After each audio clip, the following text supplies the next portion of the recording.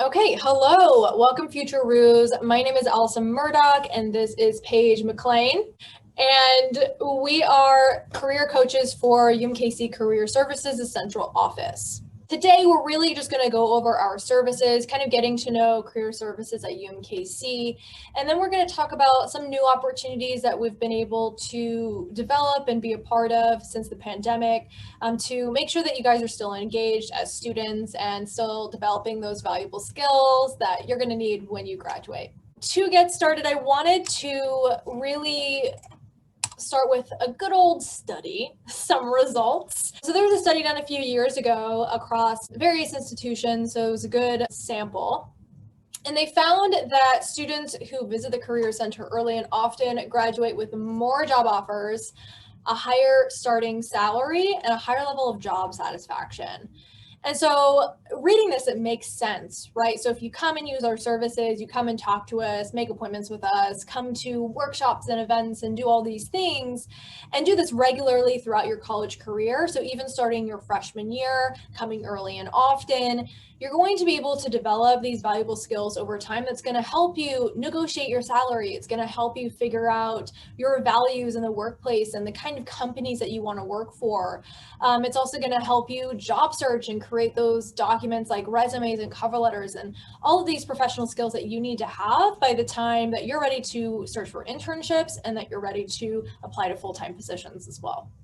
Right. So Allie touched on this a little bit, but both of us are part of the Central Career Services Office, the one listed in gray here. We work with all undergraduate majors of anything besides the block school, which is the one listed in orange. The block school has their own career coaches designated to work with all of their majors. We also have a third career center on campus, which is for the School of Law. All right, so our services are really mirrored when it comes to the central office and the block career center. So really everything that you see here, both offices do. Obviously the School of Law is going to be much more specific to the law school students, so their services differ from ours. But when you're talking undergraduate, other graduate level programs, then our services really remain the same between block, career center, and the central office. So this is a full list of services. I could probably list more out, but this is pretty comprehensive by itself. So we'll go with this list, but I wanted to kind of touch on specific ones or really my favorites that I think students utilize the most and get the most out of, because it's just a long list and I'm not going to go through everything. But number one, I wanted to focus on one-on-one career coaching. This is a big piece. This is something that a lot of students use.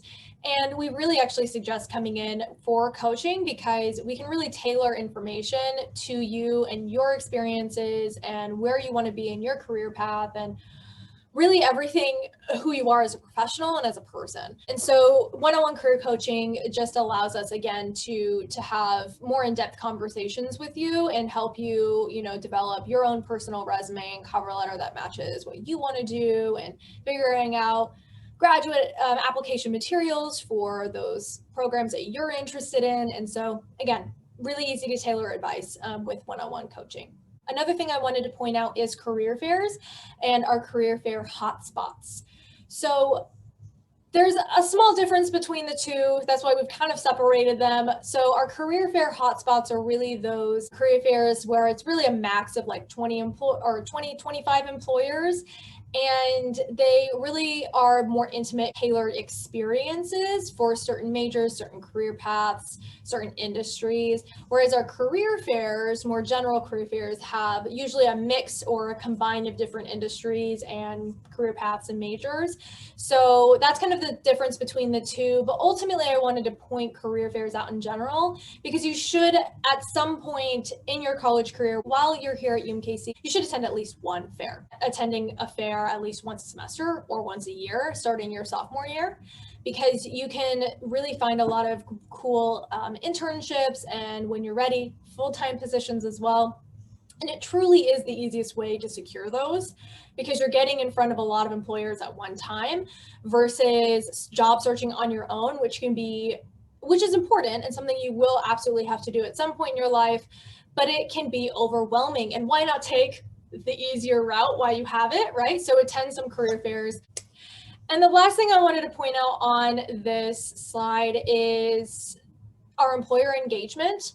So there are really two halves of career services. We have the student development half, which is obviously focused on getting you guys prepared for these internships and full-time positions and just developing these professional skills, versus we have our employer side of things, which we have an employer relations manager, and he works diligently every day, all day, talking to employers, talking to organizations, small, medium, large, within the Kansas City area and in the region as well, just to make sure that they know about UMKC, they know how awesome our students are, and they're posting positions and coming onto campus for career fairs and campus interviews and all of that. And so really, we have, obviously, we're getting you guys prepared for these opportunities, but then we're also working to bring the opportunities to you, and we're working as the middleman there.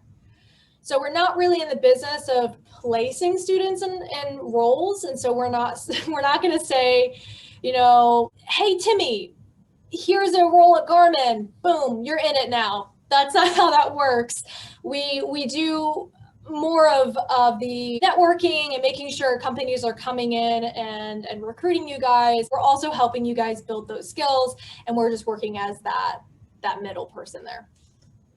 Great transition into our next slide. So obviously talking about our manager of employer relations, he is working every single day to add new employers to Handshake.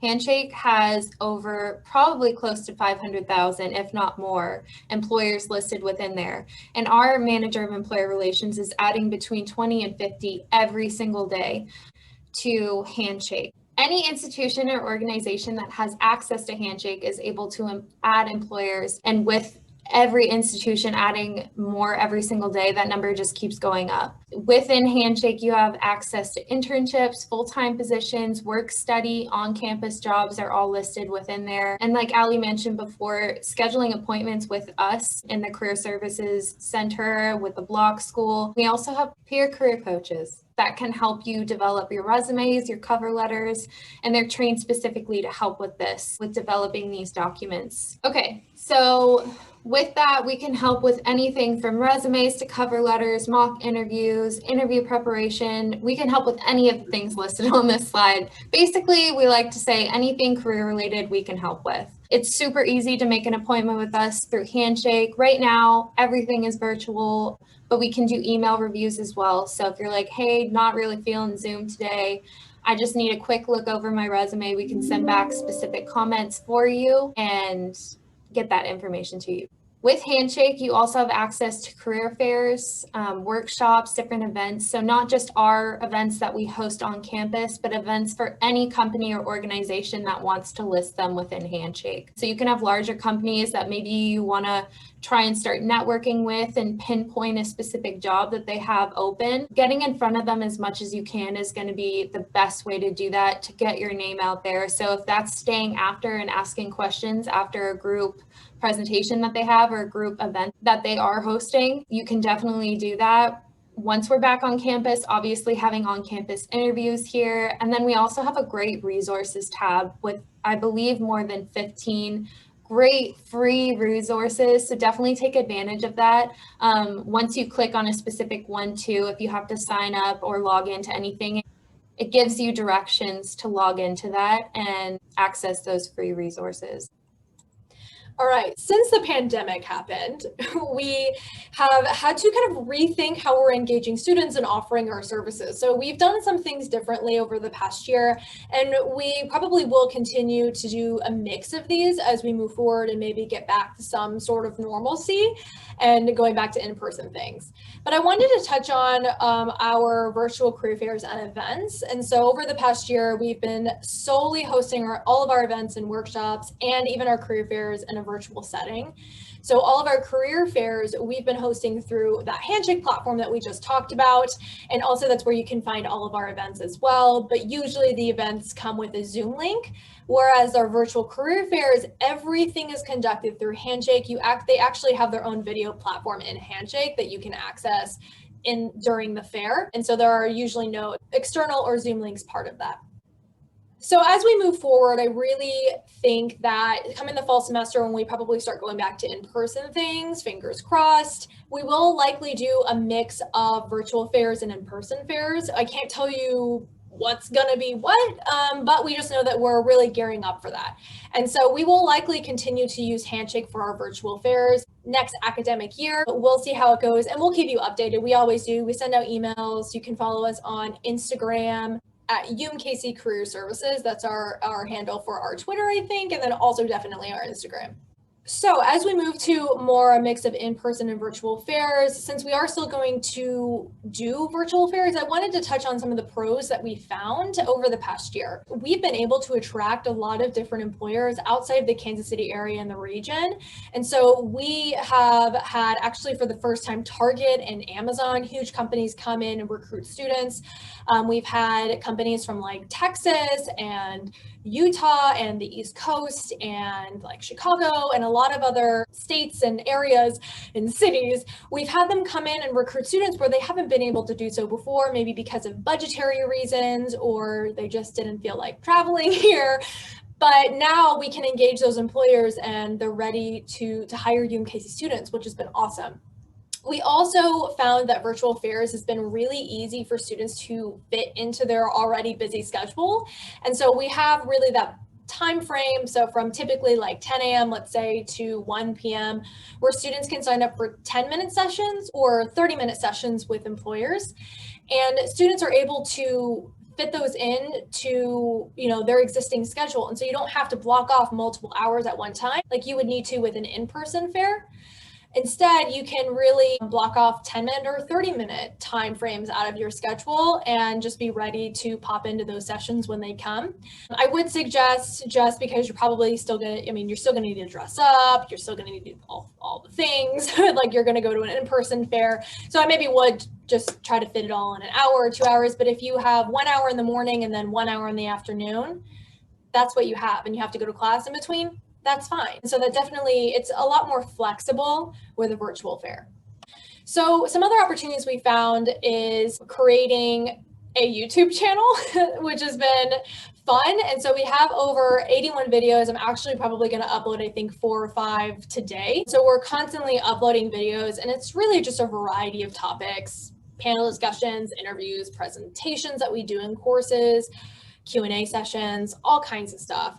And I actually also upload all of our podcast episodes as well to our YouTube channel. So along with our YouTube channel that we started in March 2020, we also started a podcast that same month, March 2020 as well. And our podcast is called Roo Career Radio. You can find it on Apple Podcasts, Spotify, Pandora, Google Podcasts, pretty much every major podcasting streaming platform. That's where you can find it. You can also, of course, find it on our YouTube channel, as I've stated. But we really have grown quite a bit through this channel. So we have 5,000 total views, and that was just a few weeks ago that I found. So we probably have more than that at this point. So we do get consistent views. Through feedback, we have found that these videos are helpful to students because they can access them 24/7. They don't have to sign up for one of our workshops, or if it's just a quick question that they have or something that a topic that they're interested in, they don't have to maybe make an appointment with us or really attend some of these sessions live. They can come back to our YouTube channel and watch these things at 10 p.m. at night and whatever their schedule allows. So it's been really useful, and we will continue to use that moving forward as well. So I really wanted to end our session today with our top 5 tips for career success, something you guys should be thinking about now. So number 1, I would say make an appointment with a career coach. It is really important to get tailored advice because, like I said, it really depends and it's really subjective based on people's experiences and what they want to do. And so talking to us and allowing us to kind of dig in a little bit deeper into your goals and what you are hoping to achieve, it's just going to be helpful to you when compared to more of a generalized workshop or information session or something like that. And so highly suggest making an appointment with a career coach. I would say first or second semester that you're here. Your first semester experience program, we do have a meeting where it is required for you to come sit in a session with us where we talk about all the things that you need to start thinking about now, your first year at UMKC. And then I would suggest, after that point, definitely making an appointment with us so we can, again, kind of talk with you and tailor more information to you.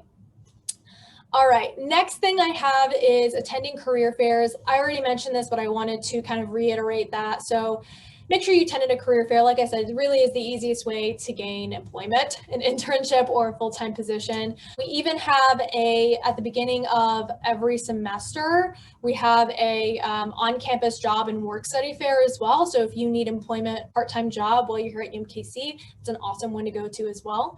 So just make sure you attend at least one career fair. I would say in your head, just mentally prepare for it. It's going to happen. Do it. All right, next one, number 3, we have complete at least one internship. Surprisingly, there's a large chunk of students who don't complete internships while they're here at UMKC, and that just blows my mind because internships are so important to employers. It shows that you are gaining valuable workplace experience in the field that you're probably going to go into. And even if you take an internship and decide that's not what I want to do, and that's partly what internships are for, is figuring out whether you want to do that or not, but also gaining experience, you're still taking on that experience and still gaining workplace knowledge that's going to be helpful for professional full-time positions. And employers see that and they love it. So take an internship. There are some programs and majors, like more of our healthcare majors or programs or research-based things that maybe an internship isn't for you, but a research assistant position or a research assistant intern I've also seen as well. So there are some research experiences out there as well that you can take advantage of instead of an internship, or, you know, with our healthcare, maybe research or shadowing as well. Shadowing is great. There's not a lot of responsibility that goes into it so much other than just showing up and observing. And so shadowing experiences are a great alternative to that as well. And so there's usually some kind of experiential learning that you can do while you're here that's going to help you build up your resume.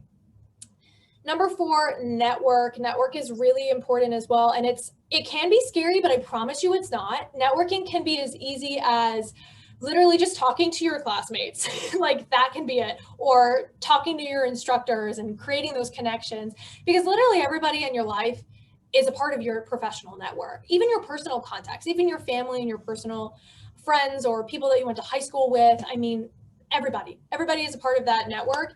And so networking is just as easy as talking to people, adding them, if you have LinkedIn, adding them to your LinkedIn so you can keep track of everybody's in one place. Or if you're part of a student organization, which I also suggest joining, by the way. Student organization is a great way to build your network as well. Also learn valuable skills and just get involved and actually find your niche at UMKC. So it doesn't even have to be a professional thing. It can just be a way to feel at home here as well. But if somebody comes in as a speaker or a panelist happen to come in for your student organization, you can follow up with them and say, hey, I'd love to connect with you on LinkedIn, or get your email so you can talk to them in the future. I don't know. So it doesn't have to be scary. And even Paige can do it. She's an introvert.